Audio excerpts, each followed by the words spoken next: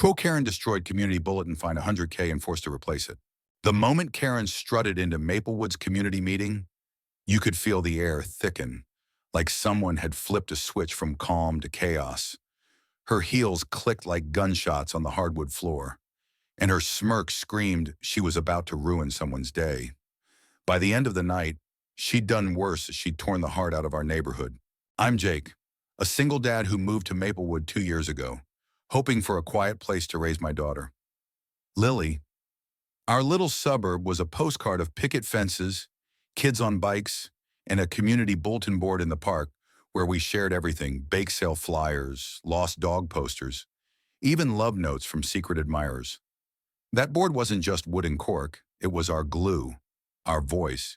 But Karen, the self-appointed queen of the Homeowners Association, saw it differently. To her, it was a canvas for control. Karen had been a thorn in everyone's side since she took over the HOA. She'd fine people for untrimmed hedges, lecture kids for skateboarding, and once tried to ban Halloween decorations for being tacky. But her latest obsession was the bulletin board. She called it an eyesore, claiming its cluttered flyers lowered property values. Nobody took her seriously at first. We figured she'd gripe and move on. We were wrong. It started small. Karen posted her own notices on the board, typed in Comic Sans, demanding aesthetic compliance. Then she started ripping down anything she didn't approve: Lily's poster for her school's charity run, Mrs. Carter's ad for free piano lessons, even a memorial note for Mr. Thompson's late wife. People grumbled, but nobody confronted her. We're a polite bunch in Maplewood, maybe too polite. That was our first mistake. One evening, I was walking Lily home from soccer practice when we passed the park.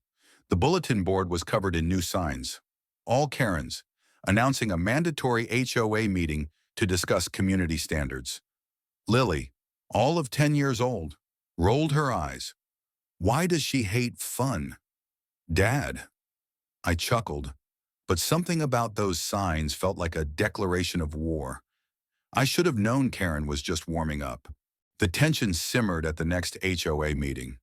Karen stood at the front of the community center, her voice dripping with fake sweetness as she proposed retiring the bulletin board for a more curated digital platform. The room erupted. Mrs. Carter, a retired teacher with a voice like a foghorn, shouted, "That board's been here longer than you." Karen Tom, the local mechanic, pointed out that not everyone had smartphones for her fancy app. Even shy Mrs. Guyen, who rarely spoke, stood up, clutching a flyer for her daughter's art show. "This board is how we connect," she said, her voice trembling. Karen just smiled, that cold, calculated smile, and said, "Progress requires sacrifice." That's when the twist came. And it wasn't from us. Enter Clara, a newcomer nobody knew much about.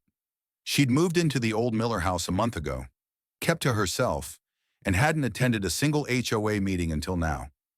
Clara stood, her silver hair pulled back, her eyes sharp as knives. "I've been watching," she said, her voice steady. "In my old town, we had a Karen too. She burned our community garden to the ground because it attracted pests. You don't fix people like this with words." The room went silent. Clara wasn't just a retiree. She was a retired lawyer with a knack for digging up dirt, and she'd done her homework on Karen. Clara revealed that Karen had been skimming HOA funds for personal projects, new curtains for her house, a consulting fee for her cousin's landscaping business. Gasps rippled through the crowd. Karen's face turned beet red, but she doubled down, screeching that Clara was lying, that the board was her legacy. That's when I noticed Lily, sitting in the back, scribbling furiously in her notebook. My kid's got a nose for trouble, and I could tell she was onto something. The next morning, the real storm hit. I woke up to texts from neighbors the bulletin board was gone. Not just vandalized, obliterated, splinters of wood scattered the park, flyers torn to shreds, and the glass cover shattered like someone had taken a sledgehammer to it. Spray paint cans littered the ground, and scrawled across the wreckage in red paint were the words, "No more clutter." I knew it was Karen. We all did. I grabbed Lily and headed to the park, where a crowd was already gathering. Mrs. Carter was in tears, clutching a ripped flyer for her piano lessons. Tom was pacing, muttering about that witch. Even Mrs. Nguyen, usually so composed, was shaking with rage. "She's taken our voice," she said. Lily tugged my sleeve, holding up her notebook. "Dad, look." She'd sketched the scene from last night's meeting, but in the corner was a doodle of Karen sneaking out the back, holding what looked like a paint can. My kid's no detective, but she's got eyes like a hawk. Then Claire arrived, her lawyer's briefcase in hand. "I've got proof," she said, pulling out photos from a neighbor's security camera. There was Karen, caught red-handed at 2 a.m., smashing the board and spray-painting her message. The crowd roared, demanding justice. Karen showed up minutes later, drawn by the commotion, her face a mask of fake innocence. "What's all this?" she asked, but her voice cracked when she saw Clara's photos. "You destroyed our community," Tom shouted, holding up a torn flyer for his son's baseball fundraiser. "This was for kids with cancer, Mrs." Nguyen stepped forward, her voice steady now.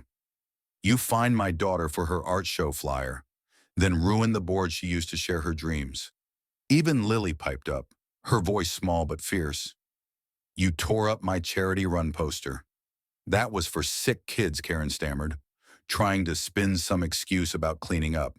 But the crowd wasn't having it. Clara took charge, announcing she'd already filed a formal complaint with the city. "Vandalism, embezzlement, abuse of power, Karen. You're done." The police arrived, and Karen's fake tears didn't sway them. They escorted her away as neighbors cheered, a mix of relief and fury in their voices. Lily squeezed my hand, whispering. She got what she deserved. Dad. The fallout was brutal for Karen. The city fined her $100,000 for damages and misuse of HOA funds, and the court ordered her to personally replace the bulletin board, every nail, every pane of glass. Neighbors watched as she worked, her designer heels sinking into the mud, her face twisted with humiliation. The new board went up, shinier than before, and the first poster was Lily's charity run flyer, now with a gold star from Mrs. Carter. Karen's reign was over. She sold her house a month later, unable to face the neighbors she'd tried to control. Clara, our unexpected hero, became the new HOA president, promising transparency and no more Comic Sans. The bulletin board thrived, covered in flyers for bake sales, art shows, and even a new memorial for Mr. Thompson's wife. Looking back, I realized Maplewood wasn't just about picket fences. It was about people standing up for what mattered. Karen thought she could bully us into submission, but she underestimated our heart. Lily still talks about that day, her eyes bright with pride. "We fixed it, Dad," she says, and we did. What do you think? Did Karen get what she deserved? Or should we have shown her mercy? Share your thoughts below.